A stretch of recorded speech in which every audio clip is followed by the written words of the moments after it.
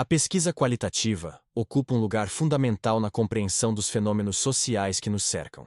Enquanto os números e as estatísticas oferecem uma visão panorâmica, a pesquisa qualitativa desce ao nível do detalhe, ouvindo as pessoas, observando comportamentos, decifrando sentidos e significados que moldam as experiências humanas. É nesse mergulho profundo que ela revela nuances muitas vezes invisíveis aos olhos dos grandes bancos de dados.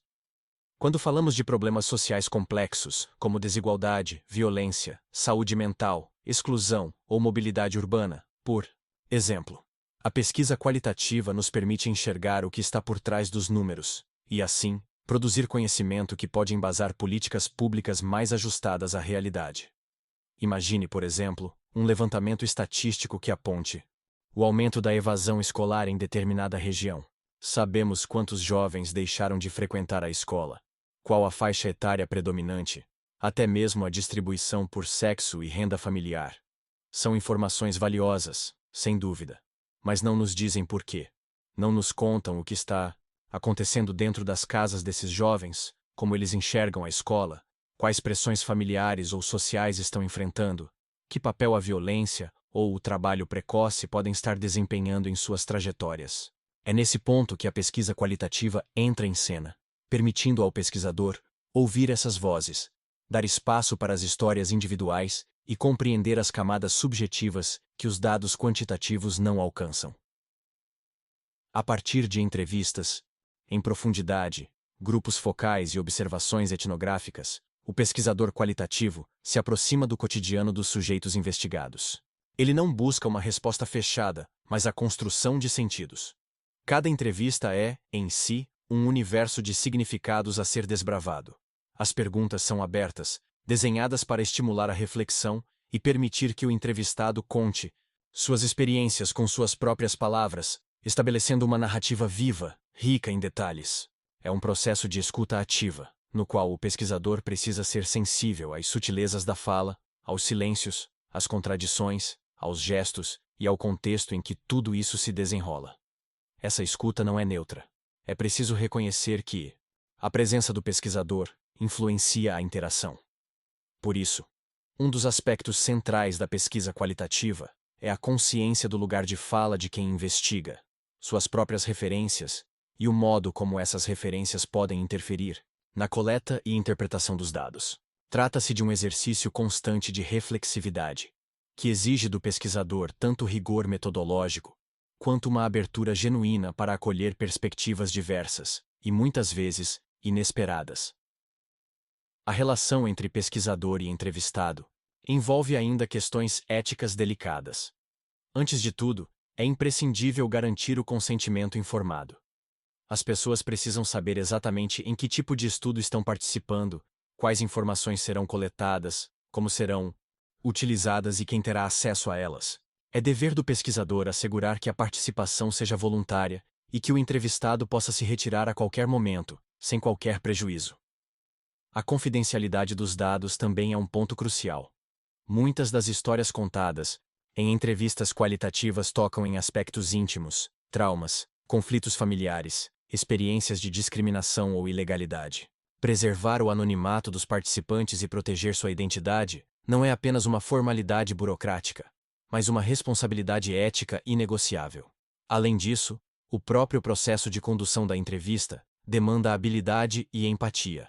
É preciso criar um ambiente de confiança, em que o entrevistado se sinta confortável para compartilhar suas vivências, inclusive aquelas mais dolorosas ou sensíveis. O pesquisador não deve julgar, conduzir ou tentar impor interpretações durante a conversa.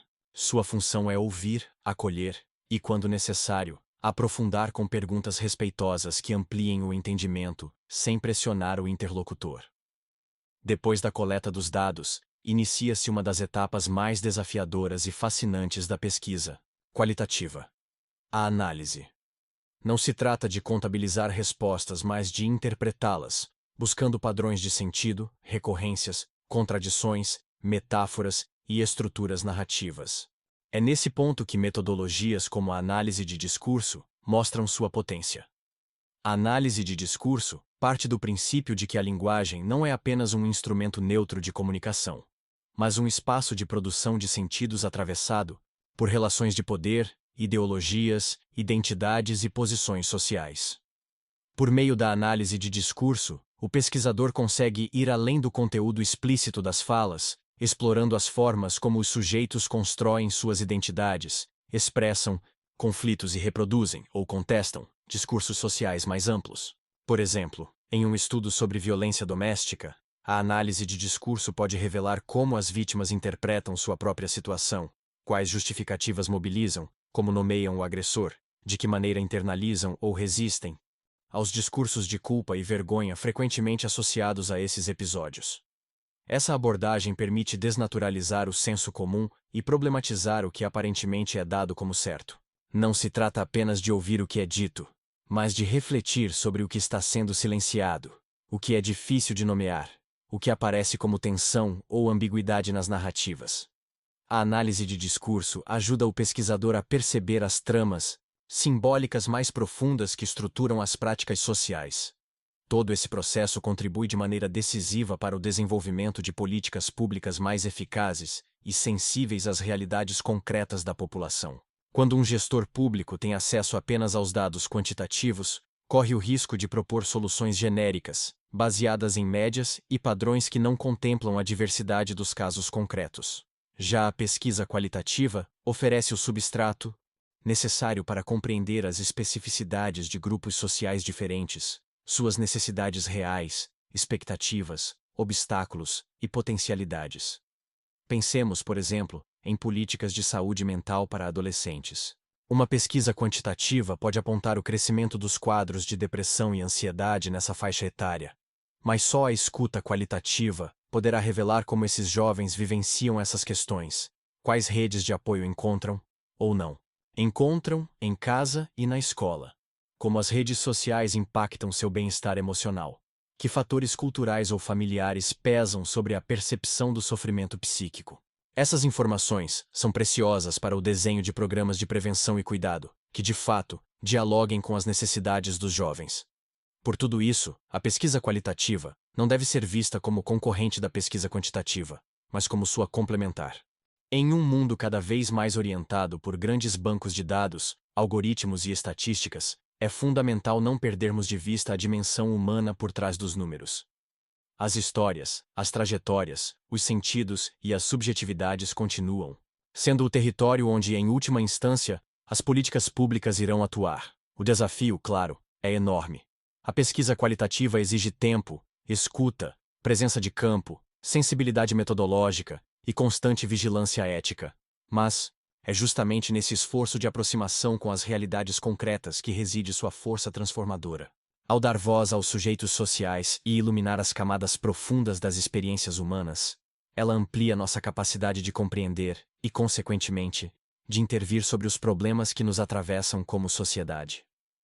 Obrigado por acompanhar o vídeo até aqui. Não se esqueça de se inscrever no canal e de curtir esse e outros vídeos. Até a próxima!